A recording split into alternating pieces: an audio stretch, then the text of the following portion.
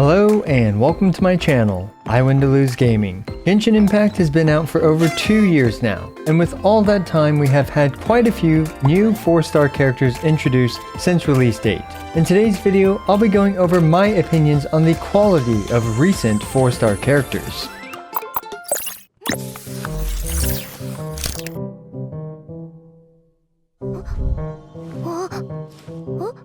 So I've heard a lot of rumbling and grumbling about how 4-star characters are becoming worse and worse as we continue to get more of them. Genshin Impact is honestly notorious for the lack of power creep. However, is this actually the case? I wanted to do my best to organize some of my thoughts on this and then present it to you. So in typical mega nerd fashion, I decided to organize my thoughts into a spreadsheet. I have every 4-star character's release date as well as my personal ratings for their Constellation 0 usefulness as well as their Constellation 6 usefulness. Do take everything with a giant grain of salt because, well, those ratings are subjective and are my opinion, and as always, Genshin Impact is a fairly casual game and using your favorite characters is far more important than using the best characters, at least for your enjoyment. But really quick, it's time to pay some bills and some groceries with today's sponsor, Real Farm. Real Farm World is an agriculture simulation social network game published by Neo Games. But what makes Real Farm unique is that it crosses over into the real world too. You collect real coupons in Real Farm to redeem in the real world for real food.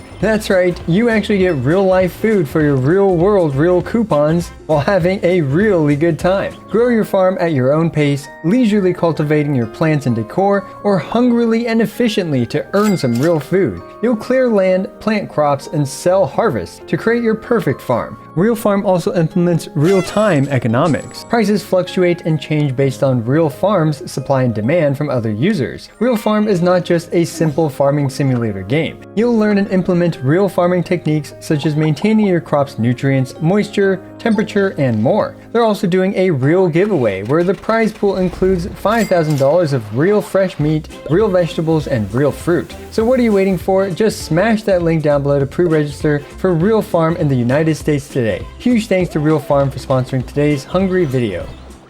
Let's kick things off by talking about the OG 4-star characters, those that were released on release date, which was September 28th, 2020. My goodness, how time flies.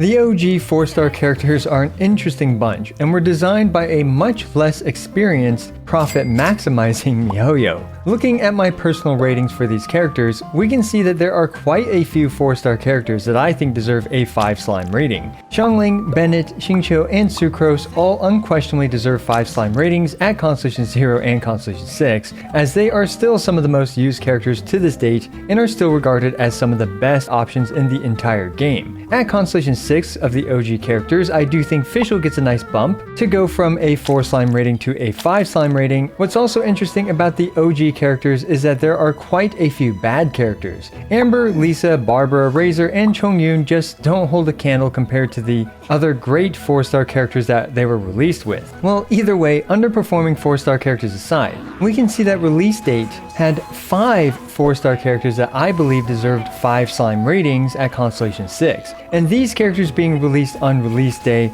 also means that many of us have constellations and therefore their Constellation 6s on these characters.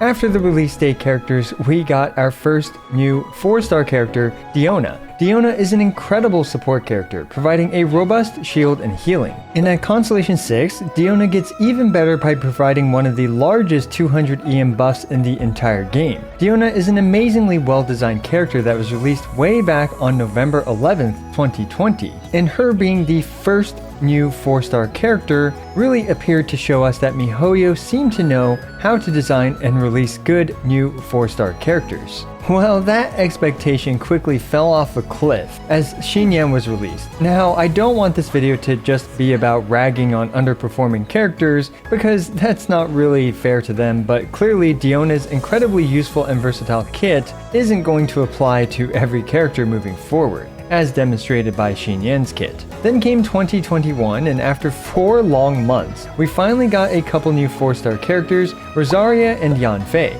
Both of them are very well designed and perform their roles extremely well. They are both very solid damage dealing characters, deserving of the 4 to 4.5 slime rating. Keep in mind that this is still over a year and a half ago, and as such, we're likely to have quite a few of their constellations. So up until this point, Mihoyo still has a pretty good track record of releasing great 4-star characters, with the main outlier being Xinyan. Now the next batch of characters start to get a bit more controversial. We have Sayu, who in my opinion is one of the greatest characters in Genshin Impact, but purely from a utility and overworld perspective. I'm actually completely fine with this, as characters being particularly good at something like exploration is still a great way to design a character. Consolidating the role of healer in Taxi is just the cherry on top. And at this point, Sayu still felt like an invaluable addition to our roster of 4 stars, but not necessarily for her combat prowess.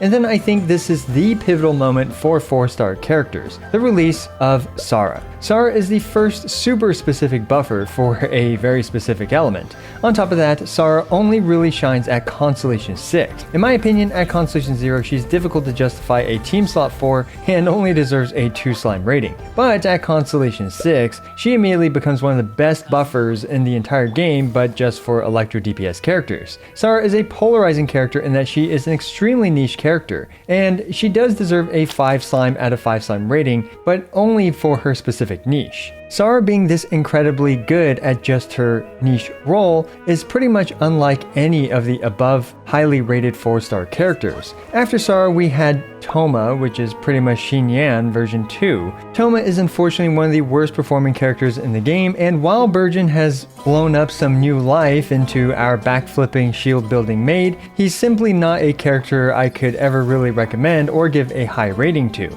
After a very niche character like Sara, we got an extremely underwhelming character like Thoma.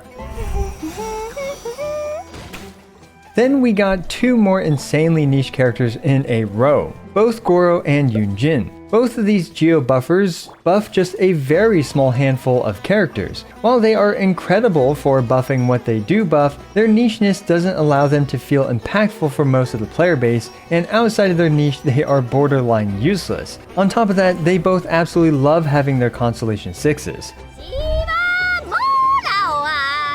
Then we had Kuki, who was released after Yunjin, and Kuki's release was the first character who I would classify as having the Kuki syndrome. The Kuki syndrome is when a character's potential is only realized in the distant future. One could argue this to be the case for Thoma, but even so, I think Kuki is particularly egregious, because when she was released, I would honestly give her a 1.5 slime out of 5 slime rating, but thanks to her being incredible in Hyperboom teams, now I would give her a 3.5 slime rating out of 5 slimes. Then we have our first actually good generalist character since a very long time. Honestly, since Rosaria and Yanfei, which was all the way back in April 2021. I'm talking, of course, about Heizo, who was released in July of 2022, around 15 months after those characters. However, Heizo has a lot of overlap with Sucrose, and due to the overall utility that Sucrose provides, I personally still favor Sucrose over Heizo. Still, it's a nice breath of fresh air to have a 4 slime generalist character after such a long time.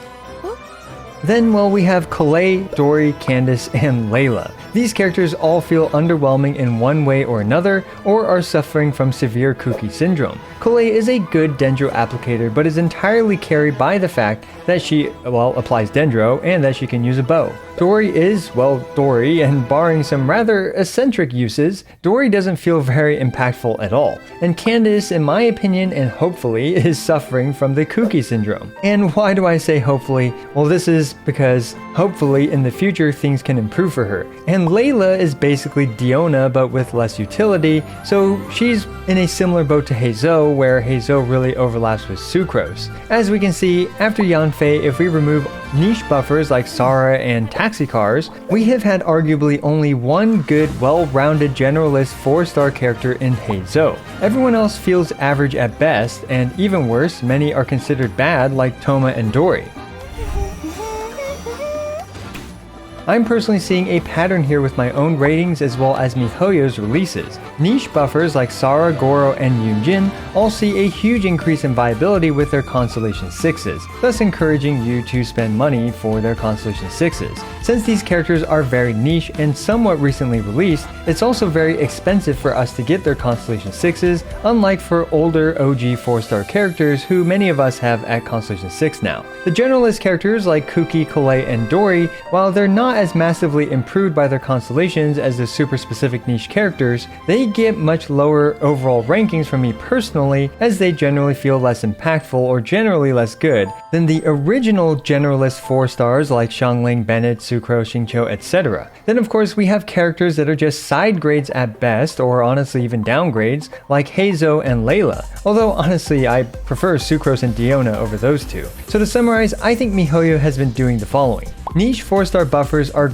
amazing at what they do and get a huge buff at Constellation 6, but they are incredibly niche. Generalist 4-star characters feel very average nowadays, and some 4-star characters suffer from the Kuki syndrome, and other 4-stars are side grades at best or honestly just downgrades. My assessment and pattern recognition of my own ratings leads me to conclude that, yes, Mihoyo has not released as good of 4-star characters as the original OP 4-star characters outside of extremely niche buffers that also happen to require their Constellation 6s to be truly good. Another problem is that these new 4-star characters need to feel competitive at Constellation 0 in comparison to the OG 4-star characters at Constellation 6, because most players get 1 or maybe 2 of these new 4-star characters on their debut banners, and if they feel terrible at low constellations, people just aren't going to use them when they could just use Bennett or Xingqiu, for example. Personally, I would love to see another meta-defining 4-star character, and that's not an incredibly niche character like Sara. In my opinion, there hasn't been another generalist 4-star character that deserves a 5 slime rating ever since release day. Perhaps Mihoyo messed up with the original cast of broken characters like Bennett, etc. Anyway, let me know what you think down in the comments below and if you agree with me or disagree. Also, I regularly make Genshin Impact videos ranging from Caesar showcases, DPS showdowns, guide videos, and more. So be sure to smash the subscribe button, as it's the best and easiest way for you to support my work. Also, don't forget to like the video and leave a comment for the YouTube algorithm. As always, I appreciate every single one of you. This is I Want to Lose, signing out.